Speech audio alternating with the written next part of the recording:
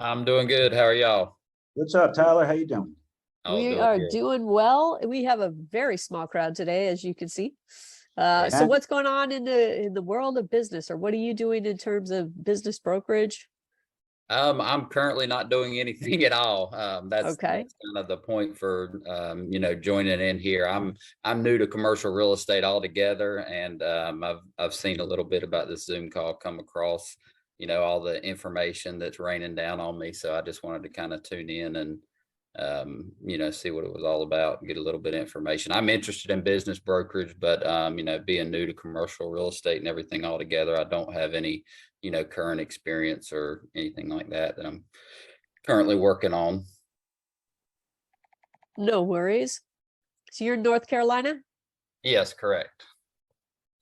All right. So yeah, I mean, business brokerage is do you have you ever owned a business? Do you have any background in business at all? No, I've helped out some friends and things with some of their very small local businesses and things in the past, but I basically come from an engineering background, worked in a corporate role for larger corporations and things.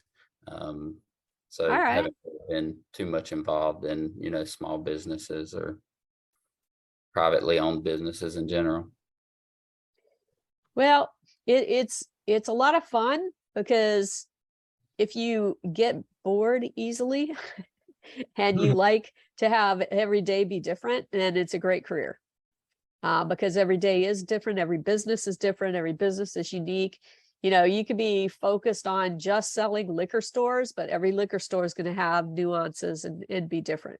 So that's what makes it fun to me.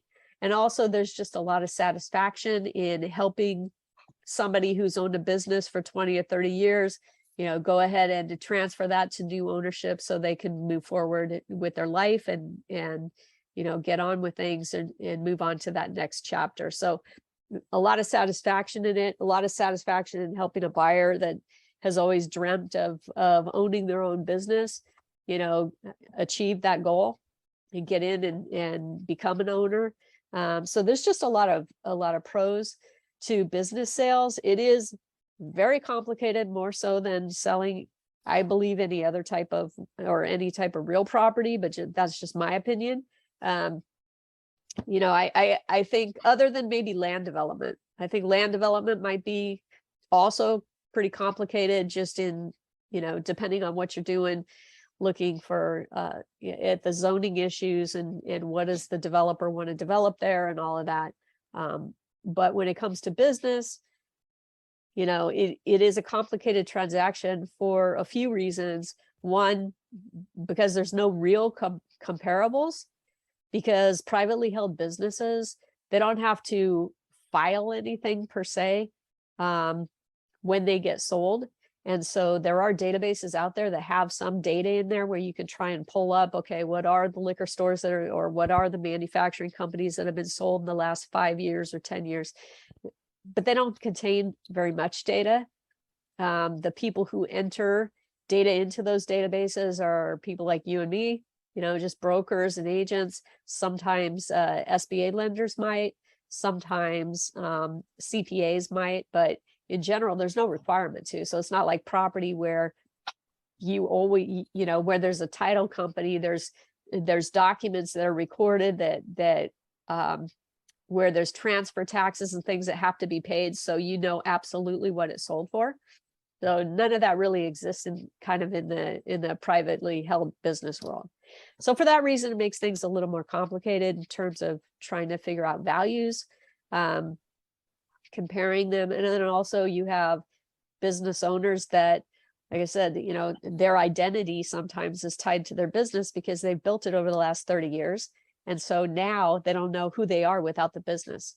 And so you always have to figure out, they have to figure out what is their next step.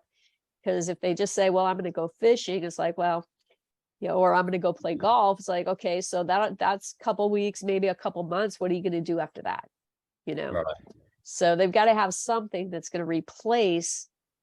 If they weren't coming into the office every day, what are they going to be doing every day? Because otherwise you get down to the closing table and sometimes they'll pull the rug out from under the deal because it's like they don't know who they are or what they're doing next.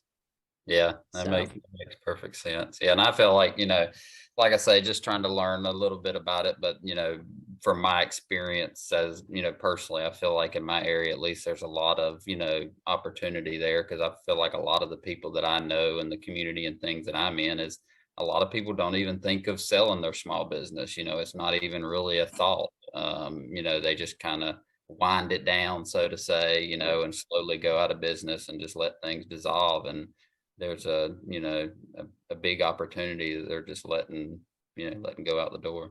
yeah, I mean, it's tragic. I think it's tragic when somebody does that, when they just wind down the business and walk away because they're not aware that there's any other options. I mean, you'd be surprised how many business owners don't know that business brokers exist Right. or that there is a pathway to try and sell the business rather than just killing it off.